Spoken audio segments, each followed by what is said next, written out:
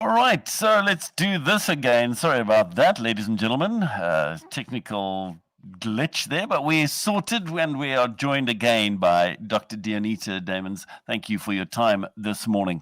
So let's get straight into the conversation. Let's talk about what is exam and anxiety and what causes it. I think, first of all, it's important to note that anxiety is normal. There is a healthy level of anxiety, and everybody do get anxious. I mean, I'm writing exams today, and I'm anxious. So it doesn't matter how many times you get put in a situation of having to write exam, you are going to experience a level of anxiety. And some people, however, get more anxious and it's excessive. And when it becomes excessive, it impacts on your performance.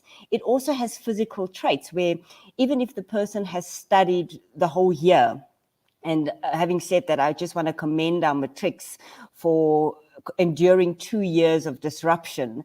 When you get into the exam room, you find yourself going blank. You start sweating, you get nauseous, you get a headache, and those are all symptoms, physical symptoms or manifestations of what anxiety can do to you. And it's classic that some people are more anxious than others, but the whole point is to try and find ways to manage that anxiety. Speak to your parents, speak to a friend, speak to a counselor to see how you can minimize the anxiety you're going to feel. A lot of it also has to do with whether you think you're going to fail. It's either the fear of failure, or it could be that you have lack of preparation. And also there's sometimes when you've had a bad experience in the past, you get anxious because you're getting put in the same situation again. Sure, that is very, very on point. And I'm sure everybody listening to us right now has had that moment where they're like, the nerves and the anxiety. But is there a difference between bad anxiety and good anxiety?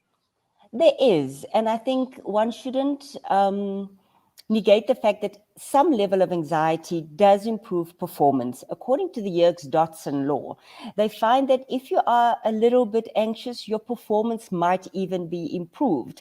But there is also a point to where that level of anxiety becomes excessive. So it's not unhealthy to be anxious, but it is unhealthy to be excessively anxious because excessive fear negatively impacts on how you concentrate, on your performance, and it does actually make people go completely blank. And Yeah. it's the fear of fight, of flight response that you have when you become too anxious. Yeah. For those who've just joined us, we are chatting to Dr. Deonita Damons, a counselor and academic specialist at Boston City campus, talking about dealing with exam stress because this is the time of the year. Matriculants, scholars, various people writing exams. And again, it's things that you can apply in your work environment. Maybe you're going into a particularly stressful meeting, and this will hopefully help you as well.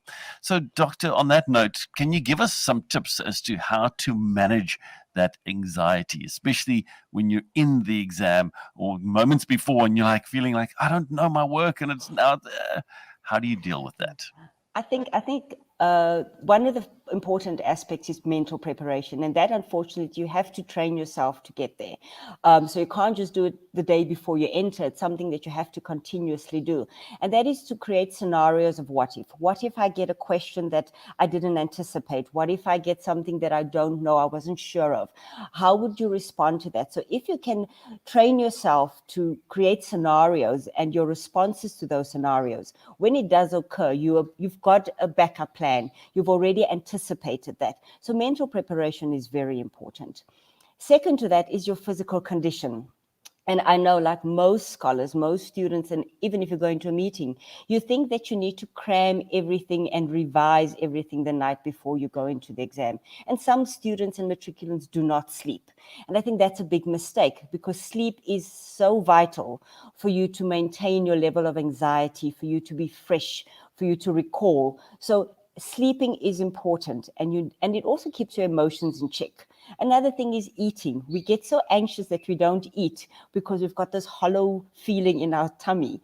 But imagine sitting in the exam and you haven't fed yourself. Your brain has not got food. Your body is not sustained. You won't be able to go through the exam effectively. Then exam prep. don't wait for the night before to study. I know, like most students, I'm a scholar. I sometimes do that, and that's so wrong because you don't get enough prep, and that causes and heightens your level of anxiety as well. But also on the day of the exam, make sure that you are ready and prepared so that you don't rush around, because any level of stress will just increase your level of anxiety and will impact on your performance during the exam or the meeting, as you say. Mm. No, that is so, so good.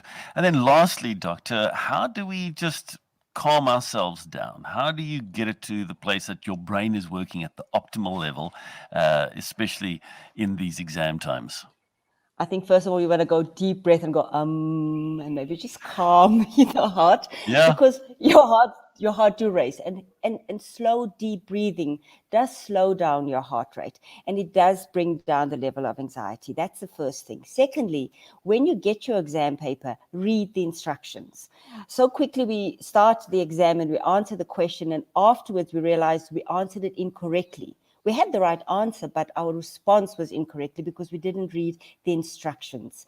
And then time, because the exam is timed. So we need to go through the paper and make sure that we allocate specific time for a question. And maybe have a strategy. Answer the questions that you're comfortable with first and leave the ones that you're not so comfortable with for last, so that you have more time. And if you have additional time, go through the paper again and make sure that you've covered everything. that is some great advice right there. Doctor, thank you for your time this morning. It really has been very, very helpful, and we appreciate your time. Dr. Deonita Damons, a counselor and academic specialist at Boston City campus. Thank you so much and have a lovely day. Thank you, and you too. Thank you.